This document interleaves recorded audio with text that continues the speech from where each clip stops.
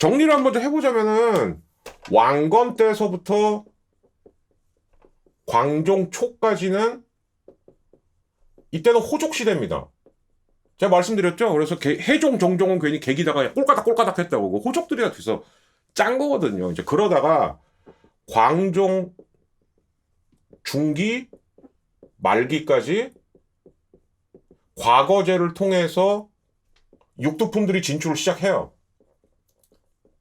이 솔직히 짜고 친 거죠. 이걸 이제 우리는 광종의 개혁 정치라고 배우고, 그런데 이제 광종이 죽고 나서 광종의 아들 경종 때 다시 호족들이 복수법이라는 걸 만들어갖고, 그러니까 자기들을 괴롭혔던 육두품 내지는 이제 또 그 왕건이 왕자들을 무지하게 많이 낳았다고 그랬잖아요.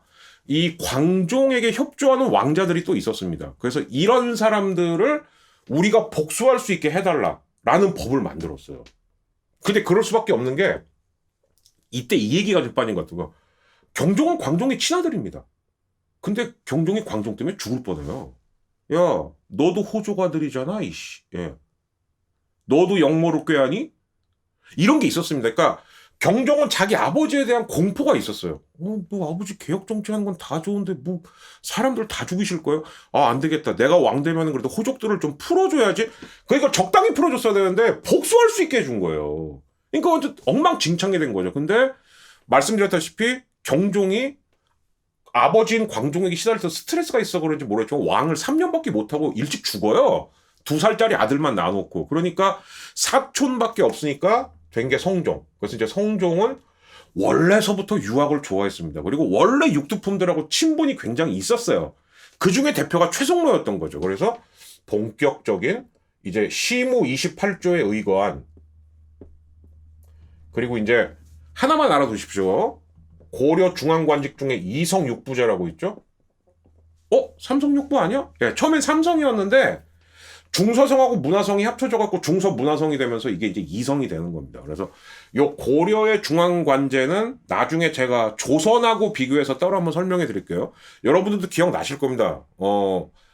내신이든 수능이든 공무원 준비하시는 분들 꼭 보면은 고려와 조선의 중앙관직과 지방행정의 차이는 뭐가 있을까요? 이거는 반드시 문제 나오는 거예요. 그래서 이거는 제가 나중에 재미지게 좀 따로 좀 뽑아 드릴게요. 예, 그래서 이런 거를 하면서, 그리고 제가 말씀드렸죠. 호족을 향리로 격화시키면서 이때서부터 본격적으로 육두품이 뿌리를 내리려고 하는데 외부 변수가 빡 들어오는 겁니다. 그게 바로 거란의 침입이었죠.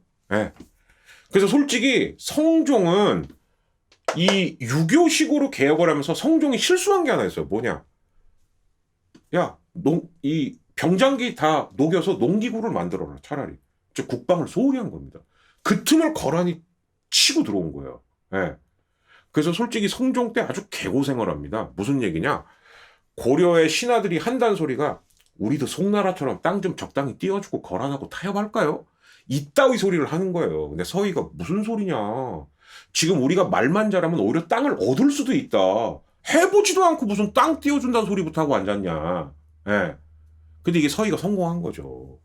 그래서 서희는 하나도 싸우지도 않고 오히려 땅을 얻었죠. 그게 강동육주입니다. 그래서 그렇게 넘어가나 싶었는데 성종도 결국 재위는 한 20년 있었거든요. 근데 성종 죽은 나이가 40이 안 돼요. 예. 30대 후반에, 그러니까 10대 후반에 왕이 올라왔고 30대 후반에 죽은 겁니다. 근데 성종도 문제가 생긴 게 뭐다? 아들이 없어요. 그래서 경종이 낳았던 2살배기 아들 목종이 왕이 오르는데, 지난번에 설명드렸죠. 목종은 G다, G. 예, LGBT 중에 G. 그러니까 원래 정체도 관심도 없었고 자질도 없었고 그렇기 때문에 엄마였던 천추태후. 근데 이 천추태후도 결국은 황해도 황보씨 가문이에요. 그러니까 호족이 이제 최고 실권까지 잡은 겁니다. 그러니까 엄마의 시대가 열린 거예요. 엄마 시대. 예. 그러니까 다시 호족이 득세한 거죠. 자, 그럼 보세요. 호족, 육두품, 다시 호족, 다시 육두품, 또 호족. 이렇게 된 거예요. 근데 결국 씨가 마른 고려 왕실이 불륜의 씨앗인, 제가 말씀드렸었죠? 삼촌하고 과부가 된 조카가 바람이 나갔고 사랑을 할 수는 있는데 아들을 낳아버렸네. 이거는 옛날에 뭐 종래혼이 있고 근친혼이 있다 손 치더라도 이때도 이건 불법입니다. 있을 수 없는 관계예요. 삼촌하고 조카가. 예. 근데 아무튼 광종서부터 요 경종복수법 때까지 왕건의 아들들이 거의 다 털렸기 때문에 얘밖에 없었던 겁니다. 예. 불륜의 씨앗. 이 현종. 예. 근데 아무튼 다 생략하고 현종 때 결국 강감찬이 거란을 확실하게 발라버리면서, 즉 거란이 다시는 침략 안 하겠다는 약속까지 받아낸 겁니다. 그러면서 이게 확실한 계기가 돼갖고 이때서부터 드디어 육두품 출신들이 완벽하게 중앙을 장악하게 되는 거죠. 네, 확실하게 장악을 하게 되는 겁니다. 자, 그래서 이제 드디어 육두품들이 꿈에 그리던 최고의 관직에 오르게 되는데, 지배층이 되는데, 자, 그럼 오늘 7강의 주제는 뭐냐? 근데 얘네들이 선을 넘기 시작합니다. 선 넘고 룰을 어기면 결국 망한다. 일단 1탄이에요. 예. 제가 이제 좀 짧게 자르려고 그러니까 1탄. 그럼 요것만 알아두시면 됩니다. 얘들이 그럼 선을 어떻게 넘기 시작한 거냐? 첫 번째, 과거 제도를 갖고 장난치기 시작합니다. 이거는 지난번에 제가 문종 얘기하면서 살짝 얘기한 바도 있는데, 어떻게 하냐? 이 육두품 집안끼리 짜고요. 그러니까 예를 들어서 우리 불PD 가문이 최씨거든요. 저는 박씨고. 그러면은 제가 지공고가 돼갖고 이번에 우리 아들이 최씨 시험 보는데 좀 붙여줘. 합격을 시켜요, 제가. 그러면은 저도 나중에 아들을 낳을 거 아닙니까? 그러면은 이변이 없는 한 제가 뽑았던 그 사람은 또 고위직 지공고로 오게 돼 있어요. 그럼 뻔한 거죠. 알지? 이번에 우리 아들 두 집안이 번갈아 가면서 해먹는 겁니다. 이런 그룹이 4-5그룹 정도가 생겨요. 그러면은 2개 집안이 그렇게 서로 밀어주고 땡겨주고 밀어주고 땡겨주고, 그게 4가문 5가문 정도 되니까 어느 순간 가만히 문종 때 딱 보니까 8가문에서 10가문이 지들끼리 과거를 붙여주고 합격하고 붙여주고 합격하고 이 짓 하고 앉아 있는 거예요. 이것을 그래서 좌장 혹은 좌주와 문생제도. 근데 알고 보면 이게 다 집안끼리 짜고 치는, 한마디로 고스톱이 되는 거죠. 문종이 이걸 딱 보고, 야, 이건 아니잖아. 이것들 봐라? 그래갖고 처음에는 문종이 이걸 손을 대려고 합니다. 근데 그 사이에 얘들도 어떻게 잡으면 걸려야겠습니까? 그러니까 정치, 경제, 사회, 문화, 막 군대, 정보망 다 파고든 거예요. 그러니까 이걸 잘못 건드렸다가는 나라가 오히려 내란이 날 수 있는 상황이 된 겁니다. 그러니까 고려의 문종시대가요, 이게 고려의 전성기이기도 합니다만 동시에 뭔가 불행의 씨앗이 싹트기 시작하는 시대입니다.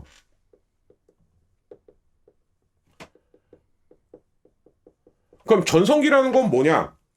문종은 딱 하나 기억하시면 돼요. 고려는 문종 전까지는 송나라하고 정식 외교 관계를 체결하지 못했던 나라입니다. 거란 눈치 보느라. 근데 문종이 야 그냥 해. 신하들이 되게 반대했어요. 이 거란이 그럼 4차 침입할지도 뭐. 걱정하지 말고 해. 거란, 그러니까 쉽게 말하면 거란 이제 마탱이 갔어. 그래갖고 송과 정식 국교로 강행을 해요.